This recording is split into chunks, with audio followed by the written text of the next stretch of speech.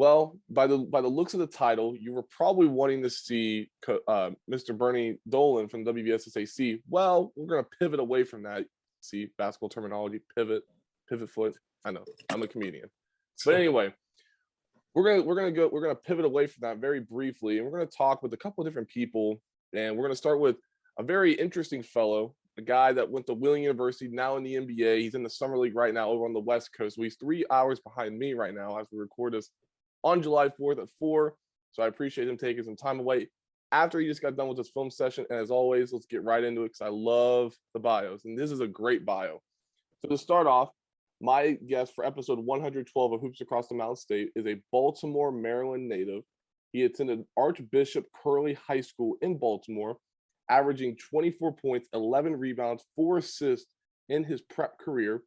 He went to now Wheeling University, but was formerly known as Wheeling Jesuit, playing for the Cardinals from 2014 to 2018 under head coach Danny Stancombe.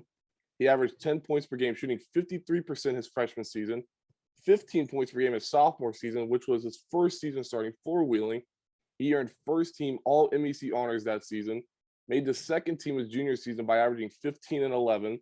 And to get these numbers and just get this overall bio for his senior season, I mean, if you were just giving me this, it would have just been unreal. But it still is unreal regardless. But his final season, which was in the 2017-18 season, he averaged 22 and 13, named first team all MEC, MEC Player of the Year, MVP of the MEC Conference Tournament, helped lead Wheeling to an MEC championship victory over the University of Charleston. And you think all that was impressive. He even poured in 31 and 11 in that championship game victory. He was also nationally named to the Division II All-American team by the NABC. He was also named the National Player of the Year by the Division II Conference Commissioners Association, and he was a finalist for the Bevo Francis Award, honoring the top player amongst NCAA Division II, III, NAIA, USCAA, and NCCAA players. And then more recently, he appeared in the NBA for the Philadelphia 76ers in 2019 on a two-way contract.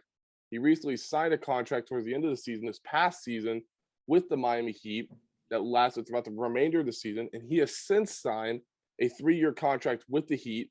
And he is now, as I said, across the great country of America, because this is the 4th of July as we are recording this. But he's now over in the Bay Area playing for the Heat Summer League team, and they have a game this evening, as we record this on Monday, so this will be Tuesday when you hear this. So they have a game this evening, so tune in if you can. But yeah, let's get right into it. Mr. Haywood Highsmith is my guest. And Haywood, welcome to the program, my man. Appreciate you having me. Appreciate you. How is everything for you over there in the Bay Area? It's probably a lot hotter over there than it is over here, over on the East Coast. Well, surprisingly, right now in San Francisco, it's kind of windy. It's like 60 degrees, so it's kind of weird. I don't know. I think it gets hotter once we leave for the Vegas, but I didn't really pack a lot of sweatsuits and hoodies, so I didn't know it'd be this. It's not cold, but it's not hot, so it's like in the middle. It's crazy. Well, you went to Wheeling, and you're a Maryland guy as well, so you're used to the cold. You're used to it. Yeah, for sure. Now let me ask you this: so obviously the Heat's colors are black and red. Wheeling's colors were black and red as well. Do you sort of, whenever you're trying to find a Miami Heat piece of apparel, you usually find yourself pulling away a Wheeling apparel every once in a while? Yeah, sometimes they do have the same colors. I kind of, black is kind of a good color to have with a team, so that makes sense. But yeah, sometimes I for sure see myself doing that.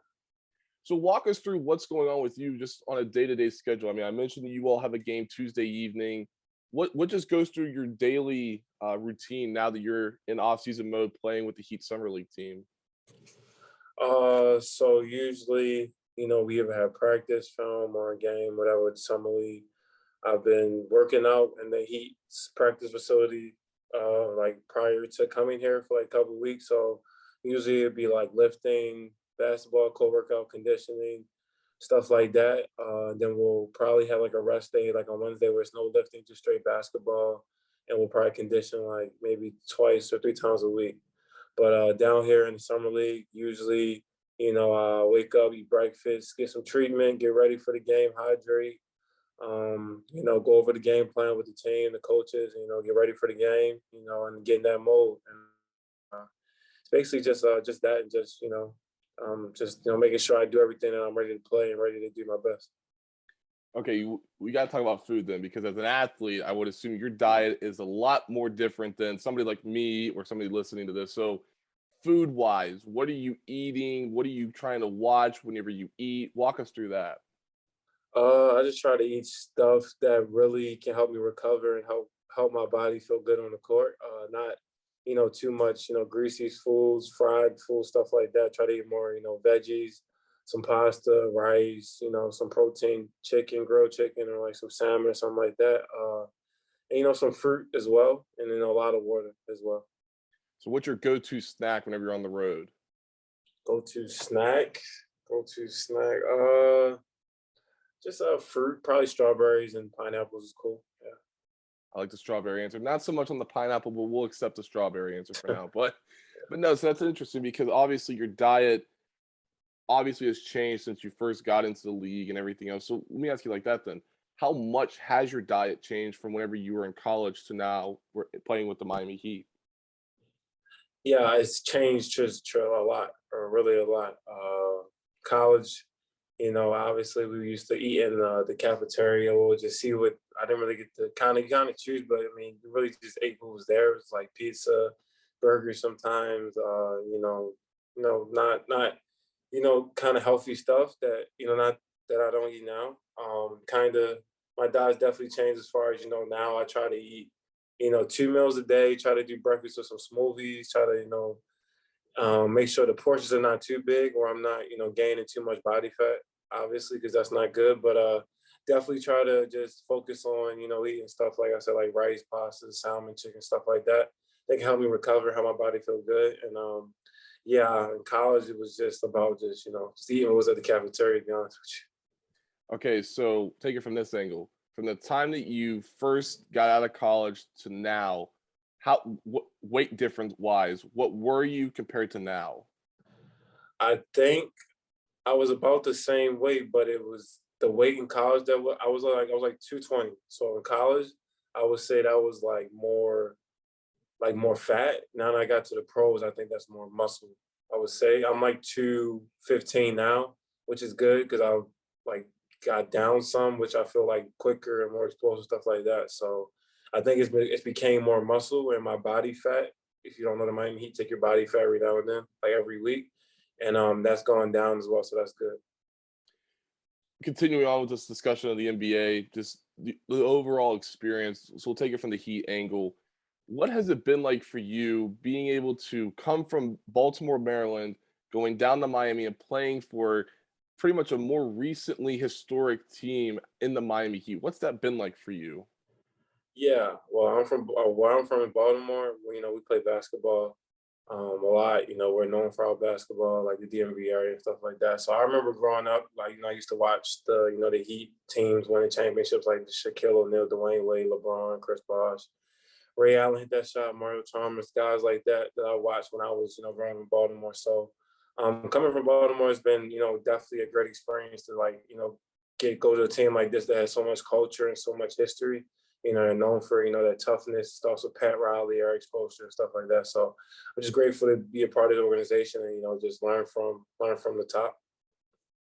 How do you fit in with what Coach Spoelstra does, throughout the regular season and even in the postseason as well? How do you sort of fit into that mold? Yeah, I think we have some of the same beliefs as far as we like to play physical defense. I think I'm a very physical defender, and I like to pressure the ball, get up in guys, make them work, and get stops. I think Miami has always preached defense. That fits me perfectly. He's always been a defensive guy. Going back to my days in college, Coach Stancombe, he's been a defensive guy, so he's always emphasized defense. So it's just always been inside me to be a good defender, nothing easy. And defense is, defense wins championships. I believe in that. So, just we have some release, I feel like on the defensive end, and, we like to move. I'm a very unselfish player on the offense end. I like to move the ball, and Eric likes the ball move as well side to side and getting good shots. So I think just playing this unselfishness in the defense part really, we have that in common. You got to play in 3 games against the Boston Celtics in the Eastern Conference Finals. What was that like for you being able to play in a playoff setting against a very, very good Boston Celtic team? Yeah, that was definitely a humbling experience. Definitely learned a lot being in that environment. You know, the NBA playoffs is definitely a different type of environment. You know, so much intensity, so everything's, you know, so impactful, and everything is just so electrified. And so yeah, that Eastern Conference Finals, that definitely was, you know, very a learning experience for me, just being out there on the court, learning from, you know, the vets on our team, you know, watching the game, and, you know, being in the huddles at timeouts, and, you know, just, you know, us coming together and just, you know, talking about what needs to be done and this and that. So I think I just learned that, you know, that's you NBA playoffs, you know, it's the best environment you want to be in. In regards to learning, because obviously as individuals, even as human beings, we continue to adapt in how we learn. So now that you are in the NBA, are you more of a visual learner from whenever you, like you said, you are on the bench, you're watching guys like Jimmy Butler, guys like Tyler Hero, and guys like that playing, you're watching, seeing what they're doing, and then obviously you take that, you go in the film room as well, or are you more of a physical learner, meaning you have to have a ball in your hand, going through the motions, maybe without even a basket around you? What kind of learner are you now in the NBA? I think I do a little bit of both.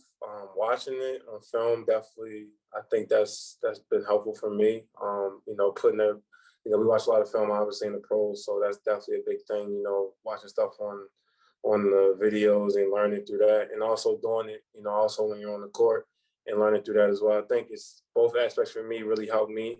And you know, I'm not just one person that's going to learn it this way and that way. I think I can do both ways. I feel like. In what way have you seen yourself grow, learning from guys like I just said, like Jimmy Butler, Bam Adebayo, Tyler Hero, Kyle Lowry, even? What's it been like for you to be around those guys and learn from them as well?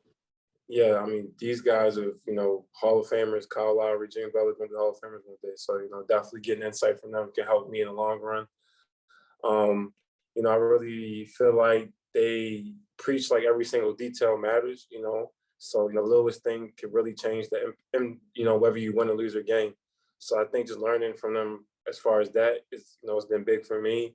And just the leadership, and, you know, they always talking on defense as well. So, you know, stuff like that, I think I can, you know, learn from them, put that in my game, help me in the long run. And, you know, just keep getting insight from them, and you know, keep understanding, you know, why they are, what they do. In your opinion, what do you think it will take for you to be an established NBA player in today's organization? Yeah, I think I have the tools to be a great 3 and D guy. We had PJ Tucker last year. He was one of the guys I looked up to as far as, you know, I can see myself kind of playing in a role like he was. And so, you know, I used to watch him a lot, watch a lot of film and him, used to ask him a lot of questions. So just, you know, I think, you know, I have the tools, you know, I have long arms, like 6'7", and guard a lot of different positions. My jump shot, you know, is very efficient, you know, once my feet are set, you know, and it's all one motion. So I feel like just putting it all together, you know, just understanding, you know, different things and getting more experience and getting more time. I think that will help. But I think I'm on my way, you know, and you know, it's definitely it's in me for sure. In regards to Coach Spoelstra, how much do you go to him for insight in regards to, what do I need to improve on?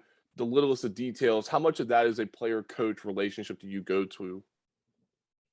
Uh, I think I think well, me and Eric have had some conversations about, you know, different things that, you know, I can improve on, different things that he likes about me and stuff like that. So you know, after the season, we obviously have exit meetings, you know, where you're talking to the team and they're telling you different things.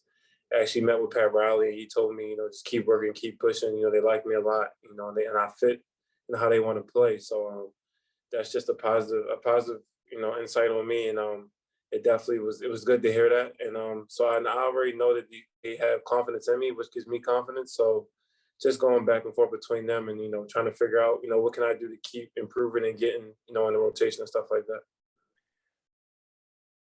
Tendencies change, numbers change, schematics change for a lot of different reasons, but the analytics side, I feel like, continues to grow across collegiate sports, high school sports, even professional sports. How much do you pay attention to the analytics side following a game whenever you do play, and whenever you're watching the film? How much do you pay attention to the analytics as well? Yeah, analytics is a big thing in the game now. A lot of people, are looking at, comparing different shots and how, how making teams take these type of shots can really help your team win, or taking these type of shots will obviously help your team win as well. So I'm not really big on the analytics. I think just basketball is, it should just be basketball, but some of it does make sense. I feel like, in today's game, a mid-range two is not really valued a lot, which makes sense kind of because three is more than two. And you put your feet back just a little bit more as a three, so it makes sense. But I don't really pay attention to the analytics. Like I said, I just try to just, play basketball end of the day. You just got to hoop. Before we got on here, I really wanted to dive in to see what people were talking about in regards to you. And my man, I'm telling you, you have become a fan favorite for Heat fans. I mean, what's that been like for you? Just the outpouring of love from this organization, even the fan base as well. What's that been like for you? Yeah, I think that. Well, I didn't even know that was the thing. People were, I'm becoming a fan favorite. I appreciate you saying that. That means a lot. But I think the Miami Heat fan base has always, been supportive of, guys like underdog guys, underrated guys, undrafted guys. So, that really, that's I was undrafted, I was underrated, I'm underdog, made it out Division two. So I think they just like that about me, like that don't get I play hard and I just play, play tough. I think they like that about me as well. So I mean, that means a lot to hear you say that I'm a fan favorite. I just want to just help the team win and do whatever I can to, help the team win as well. So that's a lot. That means a lot. There was a video that was floating around towards the end of last month, of an open run with you just going up and down, showing your athleticism, showing your range as well. And that's where I think a lot of people started to see, okay, the development side of him or of Haywood is definitely going to be on display throughout the rest of the year. So people are obviously curious. I mean, like you said, you coming from the Division two ranks, you started with the 76ers in the NBA. You also went to the G League as well, overseas over in Germany. Now you're back with the Heat. So I think that's where a lot of it started to progress and grow as well. In regards to your moment where you just were like taken back, where you were just like, wow, I can't believe I made it here following the journey that got me here. Have you had that moment yet? I think I've looked back at it a couple times, and my journey has been crazy. Like you said, I've been overseas, I've been in G League. I didn't really get a lot of NBA workouts coming out of Division two, so you wouldn't. A lot of people don't understand how I got here, but it's been a long journey. So I definitely, from time to time, look back at it, watch old videos of me in college, watch old videos of me in the G League, and say and look back at it, and definitely I've came a long way. I'm such a totally different, person as far as basketball. My IQ is so much higher. I understand the game so much better. Everything is, not I wouldn't say easier, but it's coming, it's flowing better. So, I definitely had that moment like, wow, like I made it, but I also gotta understand that, just because I made it doesn't mean, my journey is over, just beginning. I gotta keep working it. Obviously the work has got me here this far. So just keep going and keep working, and it's gonna all come. Whenever I mention your journey, could you put into words what this journey has been like for you over these last few years?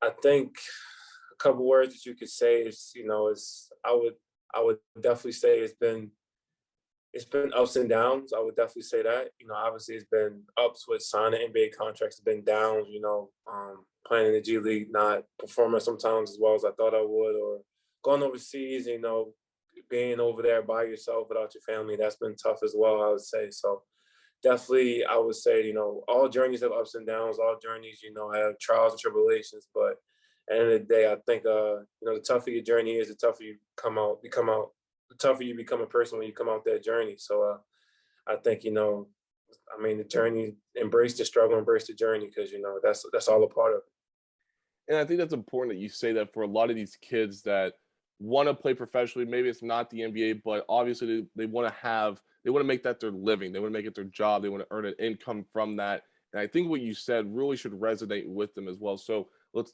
stay on that topic. And whenever a young, ambitious basketball player comes to you, maybe in college, let's take it from the college angle, a young college basketball player who is ambitious about playing professionally, what advice would you give them that they should really hone in on and really apply that to their life? Well, if you're first of all, you gotta, if you really want to become a professional basketball player, you got to put in the extra work. Like, you can't just have practice, oh, I'm done rest. No, come back to the gym later, or wake up 6 a.m. in the morning, come get up shots, do extra lifts, extra conditioning. You got to do extra, because it's a lot of guys out here who want to obviously do the same thing that you're trying to do, become a professional basketball player. So you got to outwork them. You got to try to make sure you're on top of yourself. So I think you got to be serious about, if you're gonna, if you want to do this, you got to be serious about it. You got to put in extra work. You can't have no excuses, and you really gotta, because time is ticking. So you just gotta just keep working and keep putting in extra work. I think all the extra work I put in, over the years is definitely what helped me, help me become the pro that I am. So I think it's all about extra work. It's all about staying committed to that goal, and just putting all the work that you put in to fruition and putting it on the court. Who would you say really helped push you in that direction of realizing what it does take to become a professional basketball player? And Coach Stancombe, for sure, I would say, for sure. In high school, I wasn't much of the guy who put in extra work. But once I got to college, Stancombe really helped me, understand that I could really go somewhere with this basketball thing, and we'd be uplifting, putting up extra shots, or whatever. But he really was the coach that pushed me to to a point that I didn't think I could be. And yeah, I mean, without him, I don't think I would be the basketball player I am. We'll talk about your transition from high school to college, because I want to talk about that part of your journey. But obviously, everybody has that moment whenever they know that they want to continue doing what they're doing for the rest of their life, and people call it an epiphany. So my question to you is, when did you have your epiphany moment where you knew you wanted to play basketball for as long as you could go? Yeah, I think that senior year is when I took that big step to get MVC Player of the Year, conference MVP, all that stuff. I think that was the moment where I was looking at myself like, I mean, you're doing it, you're doing what you're supposed to do. All the work is showing out, and it was a great moment just to realize that all the work that I put in finally paid off. With all the accolades I got my senior year. So I think my senior year is when I took that that step to try to help my team win as far as I could. I think that's when I really realized that I could play professional basketball for a long time. In regards to the part of your journey, like I just mentioned, getting to Wheeling and ultimately playing 4 years under Coach Stancombe, how did that all come about? Because you were a very under-recruited guy in high school, and then here comes Coach Stancombe and Wheeling Jesuit. How did that all come about? Yeah, so in my senior year in high school, I didn't get really a lot of looks as far as Division II, Division I. I had some Division III, had some prep school interest, but didn't want to go. But so after I graduated high school, I played in the AAU tournament, which is kind of unheard of. AAU tournament, just to see if I get some more looks. And Stancombe had happened to be at one of the tournaments. It was in New Jersey or something like that. But I actually played very well in front of him, and he liked me. So he invited me on a visit up there. Mind you, this was like in August, so classes are about to start soon for college. So I'm like literally trying to get on a college team before classes start. Like, it's right around the corner, and move-in day for freshmen right around the corner. So I go on campus in West Virginia, and it was a nice campus. I liked it. Stancombe was seemed like a pretty good guy, really good guy. I liked him as far as a coach. He was head on. And my parents was with me. They liked him a lot. They liked the campus as well. And I felt like West Virginia wasn't too far from where I'm from, but it was far enough where I could grow as a person and be more independent. So I felt like it was a good fit, and he gave me a partial offer at first, and I eventually turned it into a full scholarship, and it worked out, and I got there. Yeah, I mean, the rest is history. What about Wheeling's campus really stood out to you in regards to was it the people? Was it the atmosphere? Was it the town? What about Wheeling's campus really stuck out to you? Yeah, well, I think Wheeling has a beautiful campus when you first walk in. A lot of trees, a lot of nice buildings, and just a lot of people around. I think it's not a big campus, but it's small, and everybody has everybody knows everybody. It's like a family oriented type campus. And, all the people were nice, the teachers were nice, and the classes aren't big. I don't really like big classes because, I want to make sure, I'm understanding what my teacher's saying. I want to be able to come to my teacher and we have, I like smaller type groups because it just helps me as far as a person. But yeah, I mean, I think just the whole thing with the family oriented, the people were nice. A lot of the freshmen coming in were from the same area I was from, so we had that in common. So I think just all that stuff, really it sat well with me and helped me feel more like a family at Wheeling. Okay, so you keep mentioning him, and I mentioned who really helped you, push you in the right direction in regards to staying on this basketball trajectory, and that's Coach Stancombe. Talk about your relationship with him. How have you seen that grow progressively throughout the years? Yeah, I think at first, him yelling at me my freshman year, I didn't take too kindly to that, but it made me a better player. So obviously, it was tough love, but I look back at it now and being older, I thank him for that because I needed that as a young man. But I think our relationship has always been, very, you know, him being kind of like I wouldn't say a father, kind of like a father figure, but kind of not. I have a father. He was in my life, but I wouldn't say he was like my father. But Sancombe has always been like a leader to me. I've always looked up to him. He's played for Wheeling before. He scored a lot of points, so he knew what it took to take a game to the next level. And I think his development and his focus on improving me as a basketball player really helped me in my years of Wheeling. To this day, we still talk, text every now and then, we call every now and then. So I always go to him for advice about things. He tells me his opinion, and so we support each other to this day. But definitely, it's like one of my uncles kind of now. I would say, just a great guy, and a great guy to look up to, and a great, even better coach, I would say. As a player, you've been able to play with a variety of different coaches that have been successful as well. When you talk about that relationship between a player and a coach, how valuable is that for you to have an established relationship with that coach that you were playing for?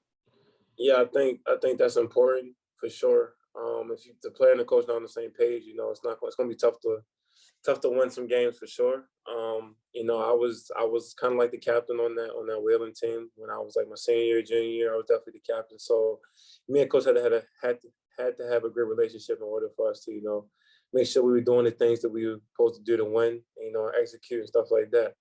So yeah, I mean, player coach is definitely going to be a lot of back and forth and stuff like that. But it has to be a good relationship for everybody to just make sure the team is doing whatever it takes to win. Let's go to your senior year. You mentioned how that was pretty much your epiphany moment to just continue playing basketball. But I had mentioned all the accolades, the numbers that you put up, and all of that. Was there a moment during that senior season that will always stand out to you, whether it may be a play, a whole game, maybe even something off the court? Was there a memory during that senior year that will always stay with you? I think it's a couple memories. I'll do two.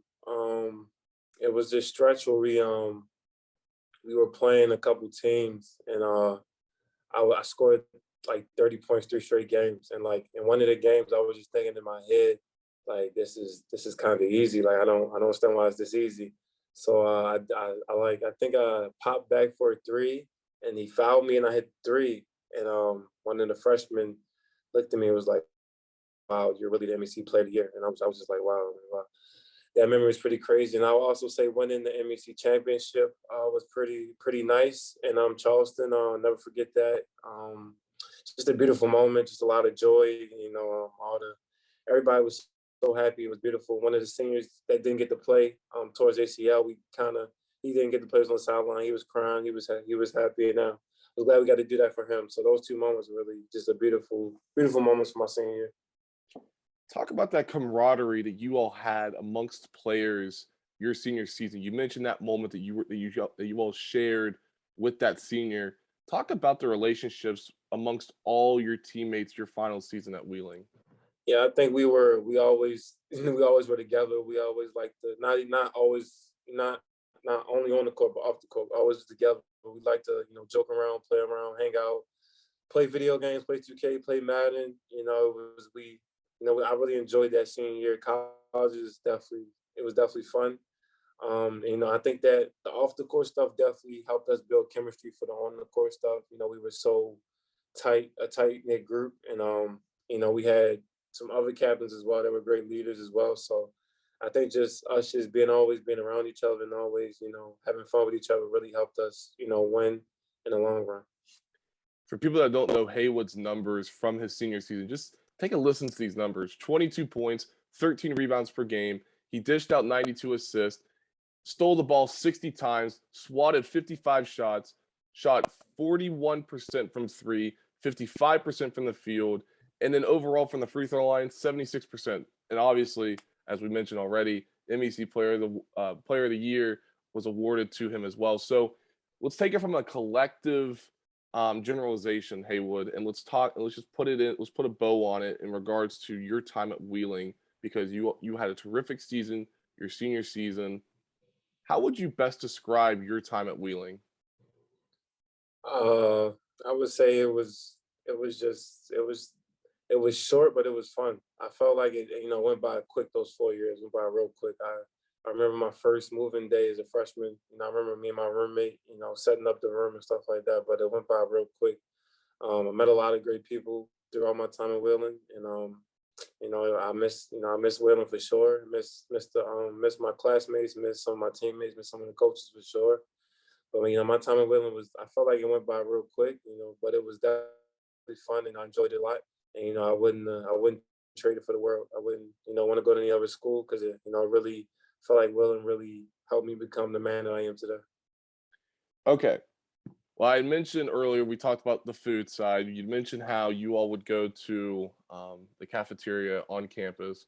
But it seems to me, as a West Virginian and just an overall person that likes to pay attention to what people are talking about on social media, it seems like anytime anybody goes to Wheeling, pizza is always in that conversation. Would you agree with that statement?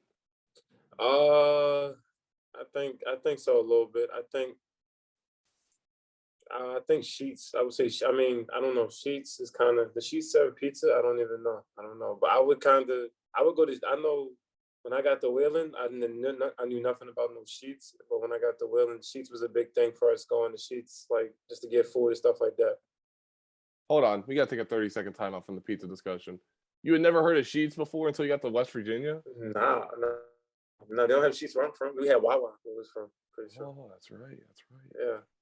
Okay, so whenever you're feeling like, hey, let's go to Sheets, what do you usually go get at Sheets? I got the popcorn chicken with the fries. It was so good. Popcorn chicken, so good, and the mac and cheese I think was on the side or something like that. I forget, it was like a combo or something. It was so good. See, I knew you were a smart player, because that's exactly what I would have said as well. Yeah, it's got to be the popcorn chicken. Absolutely, popcorn chicken is fire. Yeah. Now you're probably thinking, man, this guy's really tearing me apart. Now I just want to go get some Sheets food right now. There's no Sheets over in I'm gonna have California. To get some Sheets. I'm gonna get some Sheets soon. I'm gonna go to West Virginia. I think it's one in Pennsylvania. I think it's in Pennsylvania. Yeah, I got you. Well, going back to pizza, the reason why I brought that up is because, again, anytime anybody talks about pizza in West Virginia, everybody seems to talk about Wheeling. You got DeFelice Bros, you got Bocelli Pizza, and all those other places. What was your favorite pizza place? I think I'm trying to remember. Oh no, there was say the names. You said Deep.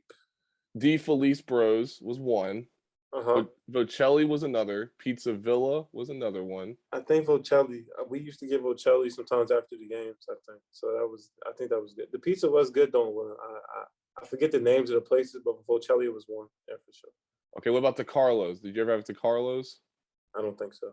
Okay, that's fine. Just asking, because there's a lot of great ones. Like Greco's is another good place as well. I think we had Greco's a couple times too. Yeah, there you go. So let's talk. Let's. I know we're working backwards, but we got way down a rabbit hole or off a trail with food. I don't know why. It just seems to be a common theme. But growing up in Baltimore, you had mentioned it briefly. But what was life like for you, playing basketball on a day-to-day basis, being around the game as well? What was that like for you in the DMV area? Yeah, I think the DMV area definitely, become one of the hot spots as far as basketball. We have a lot of great schools around here, a lot of high school competition. The Math is I'm pretty sure one of the top schools in the nation as far as basketball. It had a lot of great players come out of there. So, the DMV has a lot of talent. I grew up in Baltimore, so we are kind of known for, our toughness and, how we play and stuff like that. But, growing up, I was a kid who liked to go outside and play, with my father, play with some friends or something like that. Kind of learned the game from him. And, when I was in, I played football as well growing up too, but I had to kind of choose one when I got to high school. So I stuck with basketball, and it was kind of just normal for me because I was kind of taller than everybody. So I just like playing basketball, I guess, more.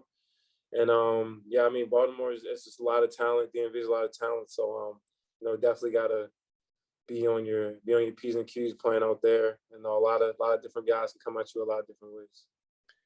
Playing football and basketball growing up, two very physical and competitive sports in of itself, but how did you sort of apply one sport to another, then vice versa, whenever you go from football to basketball or even basketball to football?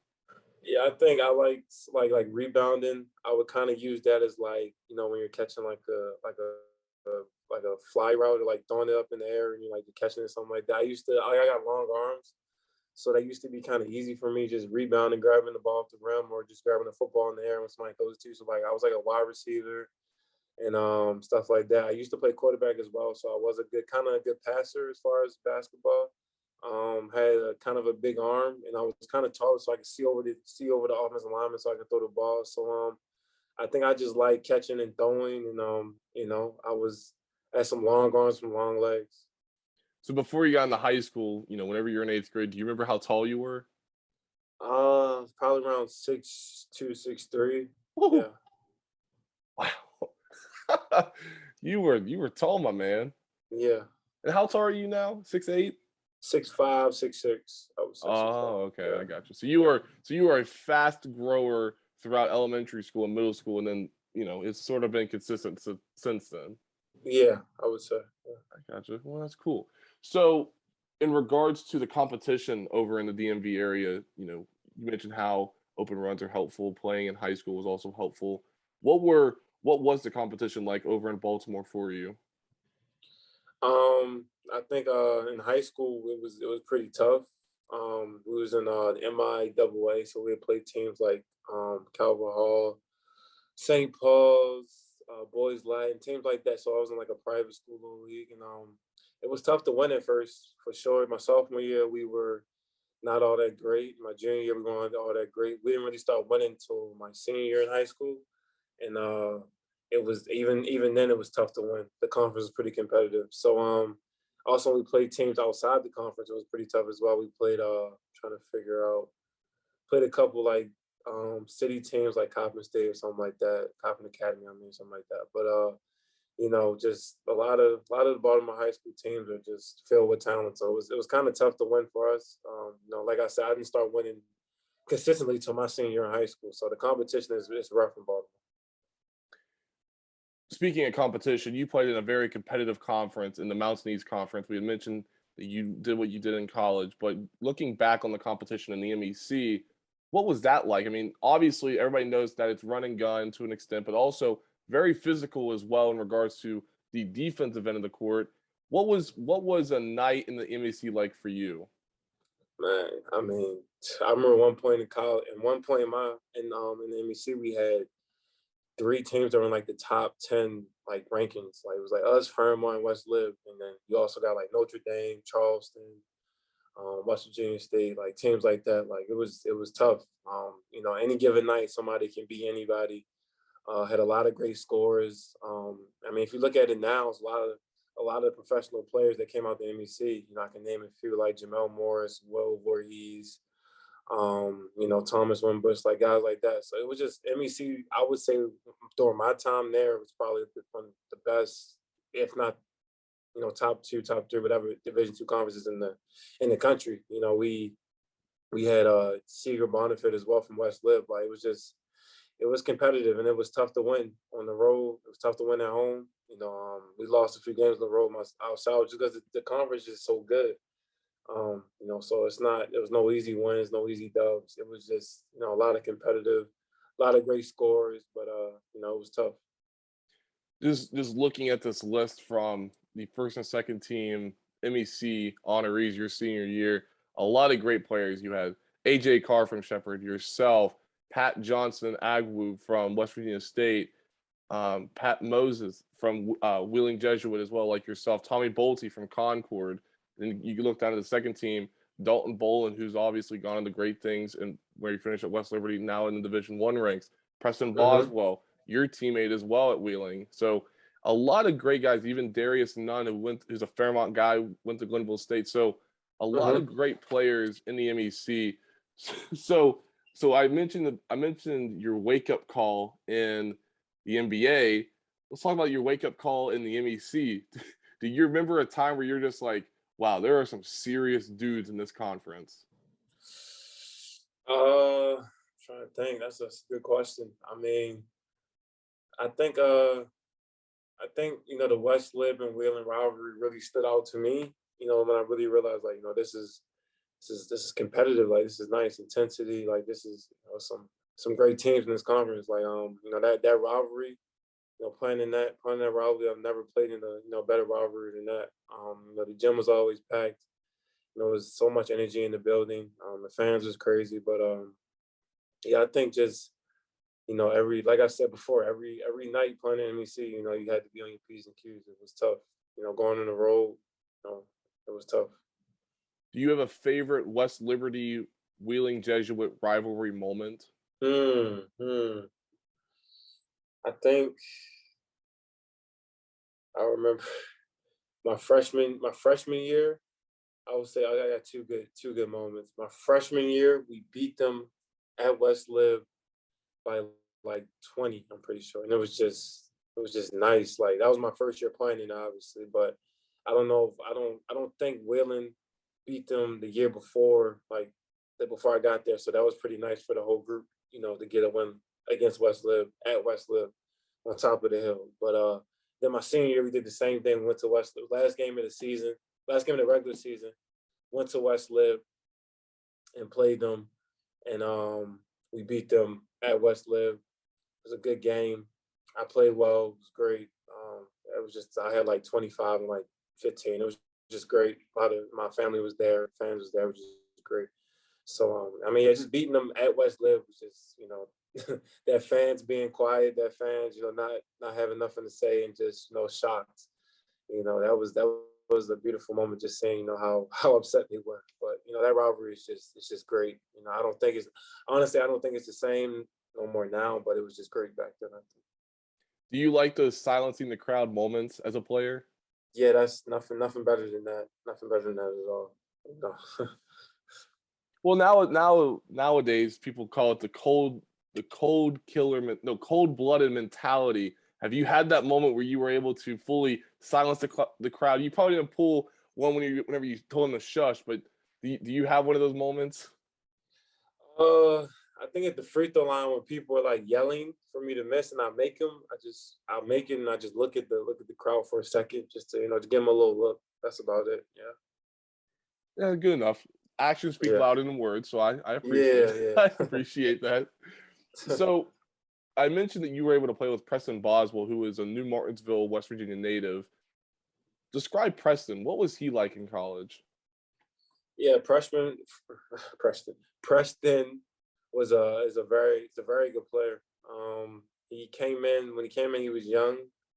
He was kind of the guy that was going to stretch the floor for us. Great shooter, great attacker off his right hand, get to the rim, and just all overall great player. I remember watching him on his visit. When he came on the visit, I was thinking to myself, like, this guy could be good. He could really help us win. So, when he committed, I was excited. He was definitely a player that can come in and impact us, help us win, and impact right away. So, Preston's always been, a quiet kid off the court, which is cool as well. But playing with him, I always stayed on his case, obviously, because I was kind of like the captain. So I always had to make sure, he was doing what he had to do. and yelling at him on defense for this and that. But you know, I love playing with Preston, a great shooter, and you know, definitely one of the better guys I played with in my career. What was your on the court, you know, playmaking abilities between the two of you like? I mean, obviously you two went hand in hand. He was second in scoring on the team your senior year. How well did you all work together on the court? Yeah, he threw me some good lobs every now and then for sure. And I think in the post, and I would kick out to him for threes. So you know, we definitely had, you know, some chemistry and some connection there. So yeah, I mean, his shooting and then, you know, my rim attacking, you know, they we went hand in hand. So I think we, you know, really meshed well. When you look at your teams over the years, and obviously you were a very sought after player. I've mentioned your accolades throughout your 4 years at Wheeling Jesuit, but when you look at the teammates that you had, we mentioned Preston, but take it from this angle. Is there a player, in your opinion, that was really good, but did not get a lot of love from a lot of the outsiders? Uh, yeah, I would probably say Pat Mose, the other guy that was on first team MVC, the one that he was the one that actually got hurt. I was senior year of 20 so he didn't get to play in the conference tournament. And I'll also say Drake Goddard, one of the other seniors, he was the captain as well. Pat Pat was dealing with a lot of injuries our senior year, so he didn't get a lot of recognition for, you know, how well we were doing. But he was the second leading scorer, and like Preston was the third leading scorer, I'm pretty sure. But Pat was like 6'5", 6'6", could pass, could defend, could had a really good mid range game. He can post you up, smaller guards. He was really kind of the piece that put our offense together. So once we got to NCAA tournament, we didn't have him, so it was kind of tough to get some ball movement and get some execution offense in. And that really, affected us as far as playing against that team in the NCAA tournament. And then Drake was just like our leader on the court. Like he was a very good leader, very vocal, very good 3-point shooter. He defended the best player on the opposing team every night. And he also shot like 40% from the three, took the charges, the big body guard. So, those two players, I graduated those two guys, came in with those two guys. They don't get as much recognition as me, but those two guys are a big part of our team. Is there a story that you are willing to share that it's obviously appropriate. Let's say that. Let's get the disclaimer out. That's an appropriate story for the audience to know that not a lot of people know about, that you're willing to share to the audience. Appropriate story. I don't know if I have one. Let me think. I knew I threw you a curveball on that one, but yeah, I'm trying to think. My memory is not as good as it used to be, but let me try to think. It don't sound like my dad when you say that, because my dad says it all the time. And you're probably, I don't know, you're probably how old are you? 26, 27? 25. You're 25? Yeah. When's your birthday? December. Oh, okay, so you're a young guy. Yeah. I got you. So I'm 22. So there you go. 22? Wow. I'm trying to think. Yeah, I don't have a story off the top of my head. I don't think I'm trying to think. I mean, if you don't have one, that's not a big deal. Again, it was a curveball, so I just thought I'd ask. Yeah. That's all. Yeah, I don't think I have one. So you graduated Wheeling Jesuit with a degree in business administration, and you had mentioned how you sort of knew your epiphany moment was your senior year, that you wanted to continue playing, however that may happen. But if you weren't playing basketball, have you thought about what you would potentially do with that business administration degree? Yeah, I would look into opening up my own business. I don't know what type of business it would be, but I would look into opening up, some type of business that would help, the environment, the community, help kids, something like that. Maybe something that has to do with basketball. Maybe train people, maybe, or be a guide to people, or help kids out some type of way. Basketball has always been a part of my life, so I don't know what I would have, did without it. As far as I didn't make professionally, I'd probably still be working, with basketball, some type of work with basketball. But yeah, I mean, business. I mean, I've always been good with numbers, so I think I'll open up my own business and try to, start something that can help out people for sure. So when a young player comes to you, take away the college aspect. When a player comes to you seeking advice about the process, how somebody goes through it, just because they want to take your story and they want to try and apply it in ways that they can potentially reach where you are, how would you guide them in the direction that they need to go down if they want to achieve their goals? I think, can you ask that question again? I'm sorry. Yeah, so pretty much, how would you guide somebody that is looking, that is in this that is in a similar situation that you were once in, being under recruited, going to Division 2, excelling at the Division 2 ranks, and then getting to where you are today? How would you guide somebody that's going through something similar and try and help them achieve their goal? Yeah, I would try to, just tell them control what you can control. Just, not try to, stress it out too much. It's a lot. It's definitely, frustrating. It was frustrating. I had frustrating times with myself, obviously, not getting some things I wanted to get because I came from this and that. But you just gotta control what you control. Just keep working, keep grinding, and understand that, everything happens for a reason. I went to Germany for a reason, learn from that. Was in the G League grinding, learn from that, and just never gave up, obviously. So I think it's all about just controlling what you can control, just not getting down on yourself, not giving up, keep pushing. You never know. The next couple of minutes, you can change your whole life. You never know. But just keep grinding and keep pushing, and just never give up. You had mentioned your time over in Germany. What was that like? I mean, obviously, it's no Baltimore, Maryland, it's no Wheeling, West Virginia, but what was Germany like for you? And I think it was definitely different for me as far as culture and as far as just being in another country, by myself. Kind of wasn't. I mean, I was obviously with the team, but most of the time, not practicing games. I'm by myself, chilling in my apartment or whatever. But a lot of obviously, you're over there. It's whole different, culture over there as far as what they do. So different foods, different people talking different languages, different time zone. I miss Thanksgiving, Christmas, a lot of holidays, obviously, but I definitely learned from that experience. It was tough, mentally for me, obviously. 'Cause I like being with my family and being with friends and stuff like that from back home. But it helped me grow as a person. It made me tougher. So I wouldn't trade the experience for sure. What was your favorite meal that you had over in Germany? Uh, I know we're going heavy food whenever I told you we're going to talk basketball, but we yes. keep bringing it up. It's Nah, it's all, I'm it's loving all the discussion. It's all good. It was like a cordon bleu or something like that.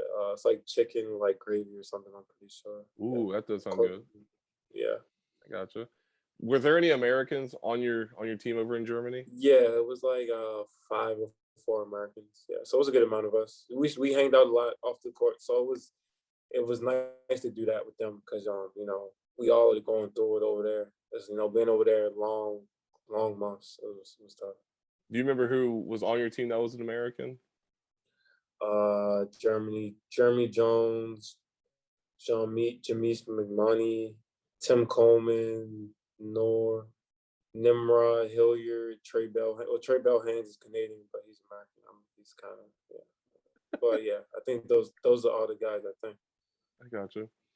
And I want to end on this note because I find this very fascinating in a variety of ways. But I think the mental health of athletes nowadays is more apparent, more out there now more than ever. But from the mental approach for you, just staying refreshed, staying focused, confident, whatever that may be, how do you go about just flushing everything out and just being stable and just being, at ease?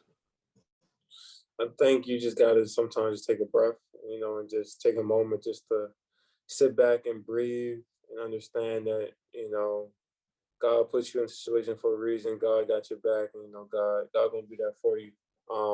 Meditation is big as well. And, making sure that you're not putting too much pressure on yourself. Mental health is a big thing for sure. You know, I went through, you know, my mental stuff as well over in Germany, sometimes in the G League, you know, trying to, you know, put too much pressure on myself, too much stuff on my plate that, you know, I couldn't handle. But you know, we just gotta just, you know, sometimes just breathe, you know, and it's okay to talk to people as well. Talk to therapists, talk to their family, you know, talk it out, not hold it in, you know, because that's not good for us mentally either. But just, you know, meditating, breathing, understanding, and just, you know, learning and talking to people. I think that's big. You had mentioned the breathing side, and did you say that you meditated as well whenever you're trying to cope with it? Yeah, meditating is definitely a big thing. Yeah. So whenever you do that and you're flushing everything out, do you just listen to, soothing music? I mean, obviously you're not you're probably not going to listen to the ocean waves crashing down or rain or whatnot, but how would you go about meditating? Well, it's actually some apps that you could use or go on YouTube and listen to some soothing music like the calming of the ocean or like just like some piano keys or like some like instruments that can really, you know, just put your mind at ease and, you know, help you relax and chill. So it's an app that you can use. You can go on YouTube and people can take you through some breathing exercises or something. So different things like that. That's good to hear because I think people should really focus in on how it can happen. Because that was one of the topics I had discussed with some coaches a few episodes back. So just getting it from a player's perspective, I think is always refreshing for players as well. So I appreciate you sharing that. Yeah, for sure. Well, Haywood, I really do appreciate your time. This was a pleasure getting to speak with you because I think anytime you get to talk to an NBA player, that's pretty cool. It's pretty cool. Yeah, for sure. But I appreciate your time and best of luck Tuesday evening in your all's game. But good luck the rest of the way this next season and in years to come. No, I appreciate you having me, and I appreciate you, you know, having me on this, and thank you very much. Appreciate it. Absolutely. Absolutely. That will conclude episode 112 of Hoops Across the Mountain State with our terrific guest, Wheeling Jesuit's very own Haywood Highsmith, now in the NBA. Check him out as the Heat play Tuesday evening. I don't know what channel necessarily, but I guarantee you if you were to find it somewhere, you could probably hone in and be like, hey, Taylor talked to him, or hey, I know him from Wheeling. So Yeah. check him out and everything else. And I will catch you on next time. You can also follow me on Twitter at Taylor_Kennedy7 for all the latest about this podcast. And I'll catch you on next time on episode 113. Thank you all for listening and stay safe.